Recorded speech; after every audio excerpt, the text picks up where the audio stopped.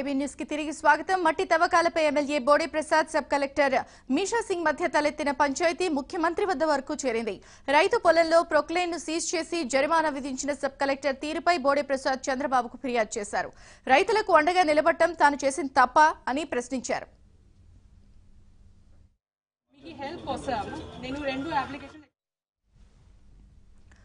కృష్ణా జిల్లా వణుకూరులో పంట కాలువ తవ్వకం దగ్గర వివాదం చోటు చేసుకుంది.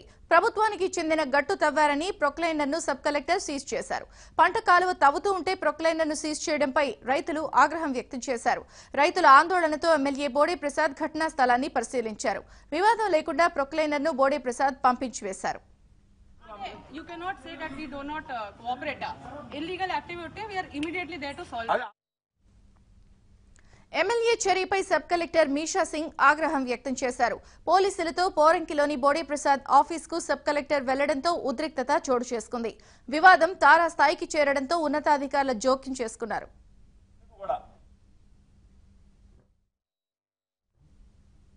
రైతు ఒకవేళ తప్పు చేసి ఉంటే పరిహారం చెల్లిస్తామని చెప్పినా సబ్ కలెక్టర్ వినలేదని బోడే ప్రసాద్ చెబుతున్నారు. 50 మంది పోలీసులతో వచ్చి తన ఆఫీసులో సోదాలు చేశారని ఆరోపిస్తున్నారు. జరిగిన విషయాన్ని ముఖ్యమంత్రి దృష్టికి తీసుకెళ్లానని చెప్పారు. నిన్న జరిగింది వివరణ ఇవ్వడానికి ముఖ్యమంత్రి గారి దగ్గరికి వచ్చాను.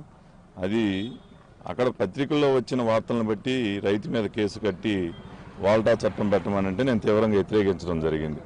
రైతు ఎవరైనా సరే చేను గట్టు సరి చేసుకోవడంలో ఎవరైనా పర్మిషన్లు తీసుకోవాలి. పర్మిషన్ తీసుకోకపోతే వాల్టా చట్టం పెడతారు, ఫ్రీజ్ చేస్తారనే విషయాలు వాళ్ళకి తెలియదు. అక్కడ పని చేసుకుంటూ ఉన్న రైతుల మీద అన్యాయంగా కేసులు కట్టి లక్షల రూపాయల పెనాల్టీ రాయటం కరెక్ట్ కాదు. ఇది రైతులకి చాలా ఇబ్బంది అని చెప్పేసి అక్కడ వ్యతిరేకించడం జరిగింది తప్పితే వేరే ఏం కాదు. ప్రొక్లైన్ రైతు తీసుకెళ్లిపోయాడు.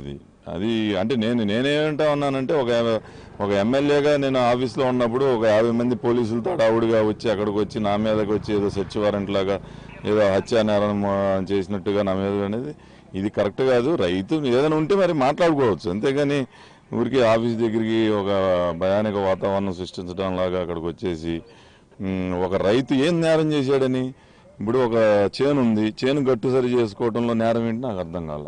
లేదు, నేను ఒకటే అన్నాను, అతను తప్పు చేశాడు, నిజంగా రైతు తప్పు చేసి ఉంటే అతని తరపు నేను పెనాల్టీ కడతాను, మీరు స్పాట్లోకి వచ్చి చూడండి. లేదు, నేను ఫోటోగ్రాఫ్స్ పెట్టారు, నేను చూశాను, అది తప్పే అంటుంది.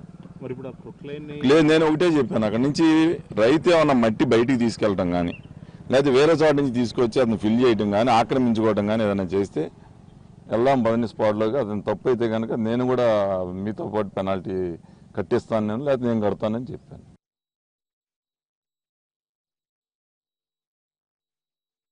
ఎవరు చేసినా ఒకే తప్పు కదా.